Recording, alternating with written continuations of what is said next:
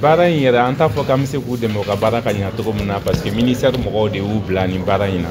Baara in yɛrɛ bɛ mun kan an bɛna sɔgɔsɔgɔnijɛ kɛlɛ cogo di an ye baara jumɛn de kɛ depuis a daminɛ na fo ka na se bi ma walasa sɔgɔsɔgɔnijɛ ka se ka kɛlɛ.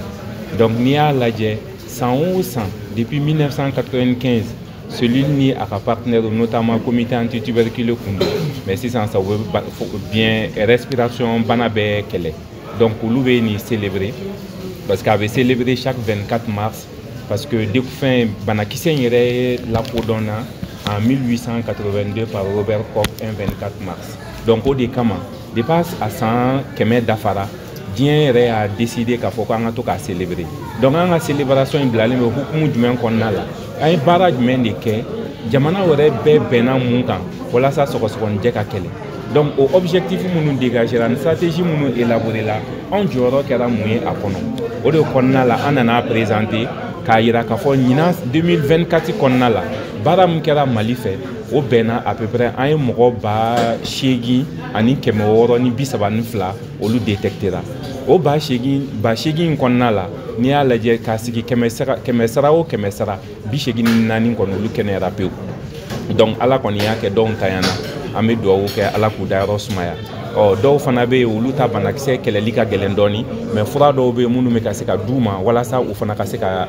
u ka banakisɛ kɛlɛ ka bɔ u farikolo la. O de kama an bɛ to ka hakili lajigi kɛ wa an bɛ journaliste bɛɛ lajɛlen wele walasa u kana k'a dɔn mun de b'an bolo kunnafoni min bɛ u ka kunnafoni sanuman na se banabagatɔw ma ani k'a se banabagatɔ somɔgɔw ma u k'a dɔn k'a fɔ ko sɔgɔsɔgɔnijɛ a bɛ se ka kɛlɛ mais a bɛ kɛlɛ cogo di f'i ka soli joona ka na a ka dɔn k'a fɔ ko nin bana don. O de la an bɛɛ bɛ segin a kan tuma bɛɛ ni sɔgɔsɔgɔ min kɔni kuntala jɛnyana ka tɛmɛ dɔgɔkun 2 kan se dɔgɔtɔrɔso la walasa a ka sɛgɛsɛgɛ. N'a sɛgɛsɛgɛra joona a b'a to k'a fɔ ko bana dɔnna ni bana dɔnna dɔrɔn furakɛli bɛ daminɛ o furakɛli daminɛ b'a to bana yɛrɛ ka chaîne de transmission bɛ tigɛ donc e tɛna se ka bana di mɔgɔ wɛrɛ ma tuguni.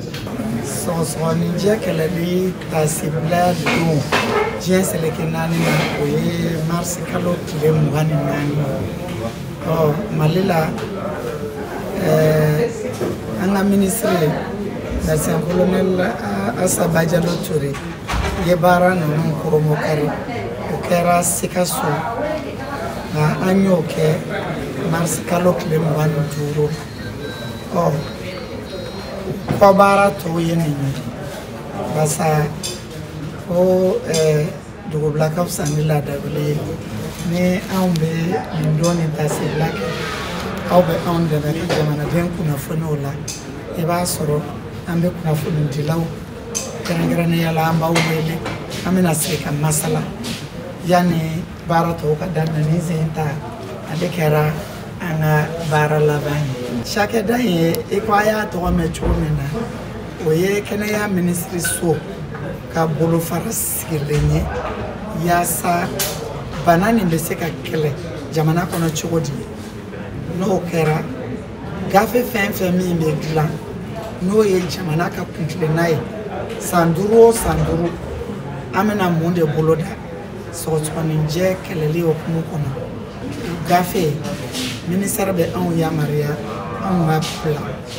fɛn fɛn min bolo donnen don nin baara la olu ye ka ministère kuntilenna yira o kuntilenna yira diɲɛ seleke 4 ka kuntilenna ye jumɛn ye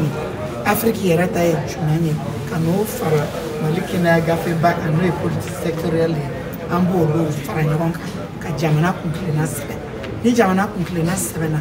o baara in a bɛ kɛ ni fɛn fɛn min nin bɛ dɔgɔtɔrɔ dɔrɔn tɛ dɛ kɛnɛya ko de don ka taa bila fo buwa kɔnɔ fɛn fɛn min niyɔrɔ b'a la o bɛɛ bɛ don